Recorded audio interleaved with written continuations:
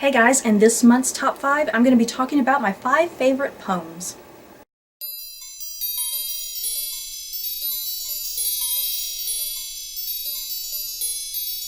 Okay, I'm just going to get immediately into this. I don't really want to sit and analyze why I like these poems. I'm just going to read them. As far as these poems go, I wanted to pick my favorite short poems, meaning ones that are, 1 to 2 pages long. In another top 5, I really want to do like my favorite long poems, like ones that are like 10 plus pages long. At number 5 is Sonnet 130 by William Shakespeare. My mistress's eyes are nothing like the sun. Coral is far more red than her lips are red. If snow be white, why then her breasts are dun. If hair be wires, black wires grow on her head. I have seen roses damasked red and white, but no such roses see I in her cheeks. And in some perfumes is there more delight than in the breath that from my mistress reeks. I love to hear her speak, yet well I know that music hath a far more pleasing sound. I grant I never saw a goddess go. My mistress, when she walks, treads on the ground. And yet, by heaven, I think my love is rare, as any she belied with false compare. I don't know, out of all of Shakespeare's wonderful sonnets, I don't know why that one in particular is my favorite. I mean, it's really kind of a horrible poem. I mean, he's just talking about all the negative traits of why he loves this woman, but yet these are traits that he still adores, so I don't know. I could have picked one of his more lovey-dovey ones, but this one just always kind of makes me laugh. At number 4 is a piece of poetry by Thomas Wyatt with a very long and complicated Latin title, so I'm just going to call it These Bloody Days Have Broken My Heart. If you have seen Season 2, Episode 9, I believe it is, of the television series The Tudors, then there's a pretty good chance you recognize this piece of poetry, and it's just so sad and heartbreaking and beautifully written. And it's about the fall of Anne Boleyn and all of the men who were sentenced alongside her for treason. Who list his wealth and ease retain, himself let him unknown contain. Press not too fast in at the gate, where the return stands by disdain. For sure, circa regna tonat. The high mountains are blasted oft, when the low valley is mild and soft. Fortune with health stands at debate, the fall is grievous from aloft, and sure, circa regna tonat. These bloody days have broken my heart. My lust, my youth did them depart. And blind desire of estate, who hastes to climb, seeks to revert. Of truth, circa regna tonat. The bell tower showed me such sight, that in my head sticks day and night. There did I learn, out of a great, for all favor, glory or might, that yet circa regna tonat. By proof, I say, there did I learn, which helpeth not defense to yearn, of innocency to plead or prate. Bear low, therefore, give God the stern, for sure, circa regna tonat.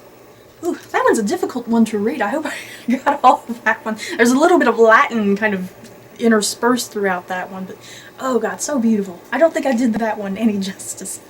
At number 3 is Oh Captain, My Captain by Walt Whitman. When I was in 11th grade, I want to say, we had an assignment to pick a poet author and just do a big long essay on them and analyze some of their poetry.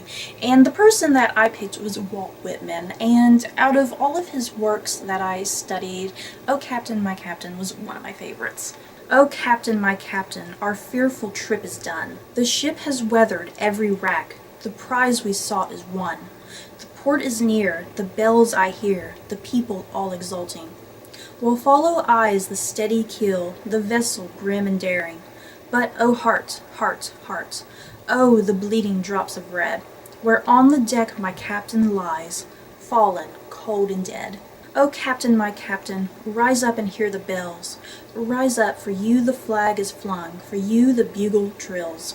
For you bouquets and ribboned wreaths, for you the shores are crowding. For you they call the swaying mass, their eager faces turning. Here captained your father, this arm beneath your head. It is some dream that on the deck you've fallen, cold and dead. My captain does not answer, his lips are pale and still. My father does not feel my arm, he has no pulse nor will. The ship is anchored, safe and sound, its voyage closed and done. From fearful trip the victor ship comes in with object won. Exult, O shores, and ring, O bells. But I with mournful tread walk the deck my captain lies, fallen, cold and dead. Whew, another one. I like these sad poems.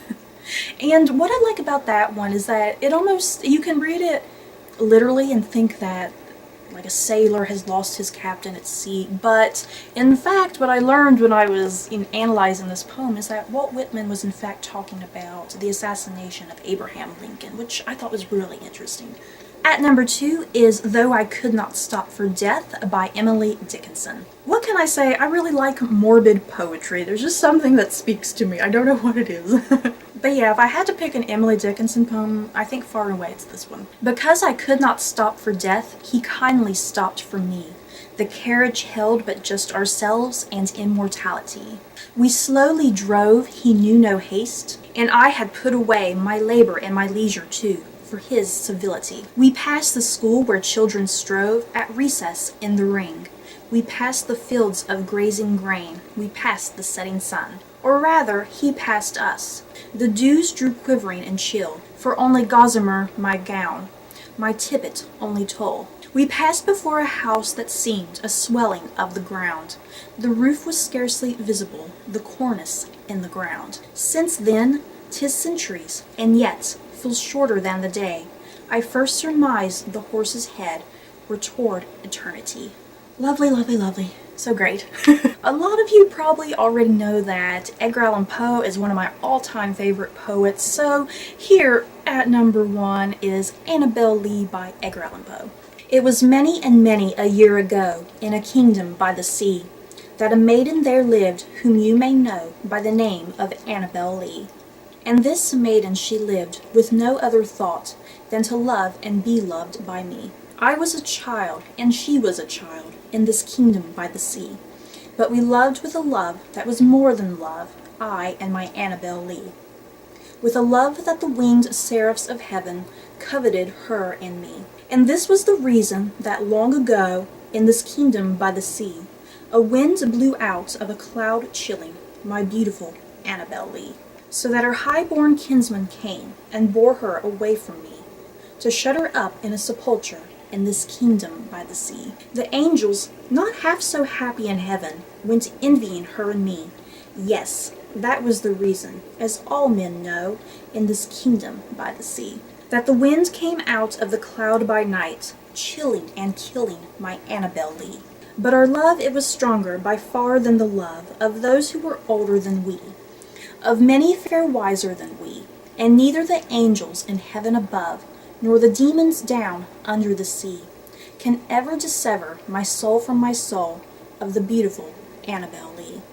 For the moon never beams without bringing me dreams of the beautiful Annabel Lee, and the stars never rise but I feel the bright eyes of the beautiful Annabel Lee. And so, all the night tide, I lie down by the side of my darling, my life and my bride, in the sepulchre there by the sea, in her tomb by the surrounding sea. I had a hard time even picking what poem I wanted to use for this video. There's just so many. I mean, I love the bells. I almost went with the bells, but I decided to go with Annabel Lee. So that's it for this month's top 5. I hope you guys enjoyed. Don't forget to like, comment, and subscribe. And if you liked this video, you may like these other videos. Bye guys.